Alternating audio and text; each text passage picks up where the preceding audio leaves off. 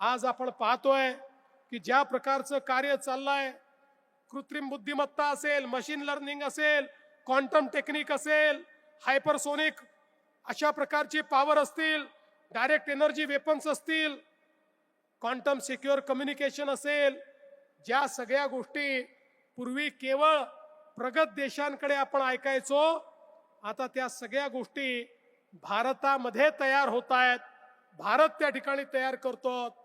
आणि पूर्वी आपल्या ज्या देशाच्या अतिशय चांगल्या अशा सरकारी कंपन्या आहेत, मग हिंदुस्तान एरोनॉटिक्स लिमिटेड असेल, भारत इलेक्ट्रॉनिक्स लिमिटेड असेल, भारत डायनामिक्स असेल, माझगाव डॉक शिप बिल्डर्स असतील, यांच्या माध्यमातनं काम चालायचं.